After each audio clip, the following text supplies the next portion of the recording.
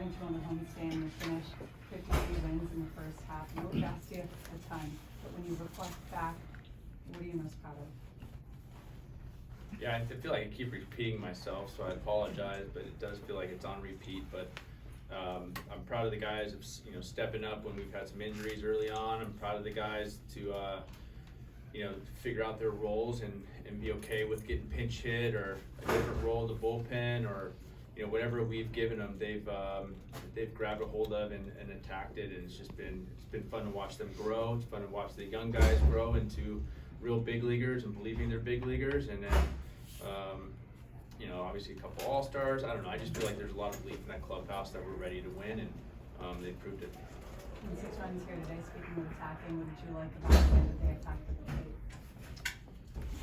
Yeah, Brownie puts together such a good game plan, with Mabry and Hardy. They put together, they talked about conviction earlier today, and they're convicted in their game plan, and credit to these young guys of understanding what that means and not just go up and see ball, hit ball, but then actually have a plan and have your brain work and not just rely on your talent. That's why I think you see a lot of these guys taking the next step forward, and De La Cruz, Sanchez, these younger guys in the middle of the order taking giant steps forward has obviously helped us. Cooper, obviously another big hit, had a nice end to the first half. Solely good hit. I mean, it's been fun to watch. And Jesus was started another great start, and then he went through some rocky waters there, but the last 5 have been fantastic. What made him so effective though today? On the attack, his slider was good, 97, angle and heater, changeup was good. There's cutter every now and then, but just kept guys off balance. I mean, I think when you throw the slider for a strike and then you get it underneath the barrel like you did last game, opens up that changeup. Change eye levels with the fastball, just a really good job. You could see he had a little more adrenaline going today, which is it's sometimes a good and bad thing, because then you got to try to calm down, but you want to feel that too, because the energy in the ballpark was really cool with the fans. So he was awesome today. You sort of touched upon it a bit earlier, but just spring training to now, like the outfield is De La Cruz, Sanchez, and Dane Myers, who most of us probably didn't know about. Just would speak to what they've been able to do filling in and just produce. Yeah, I mean, I didn't even know who Dane Myers was, so now he's hitting homers opposite field against a really good pitcher. Again, just a testament to our farm system and what they've been able to produce to help us when some really good players have gone down. Dane Myers, another great day today, a couple more hits, playing a good center field too. So it's just really helped out with some of the injuries. But you're right, Dela, and I didn't know if that was a platoon situation or what it was. Avi going down, the Jazz going down.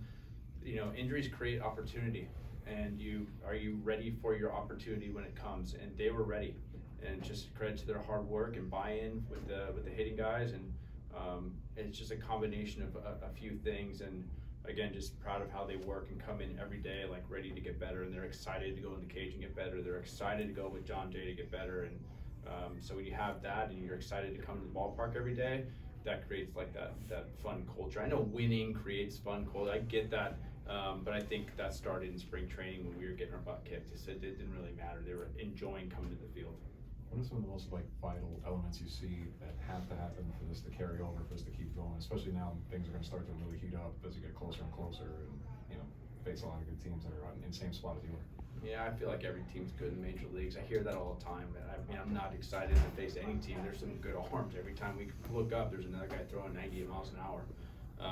So I think first and foremost, it starts with pitching. Pitching has been outstanding. Our bullpen, I feel really comfortable with anybody in any role, sending them out there. We try to put as best we can the right guy in the right spot to succeed.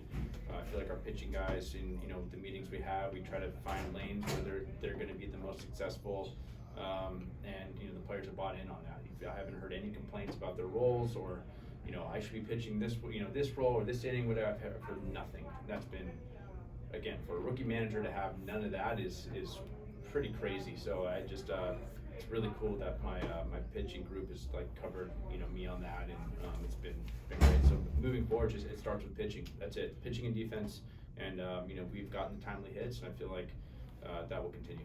A key decision to go with Shagwell after hit by pitch, was it a combo of so he didn't face Sosa again, kind of a little, words from the Phillies dugout, was it a combination of things? Oh, Yeah. just a ground ball pitcher. Yeah, ground ball pitcher, I didn't matter about the words. I mean, that's gonna happen throughout the season. It's probably gonna happen again, not with Philly, but somebody else.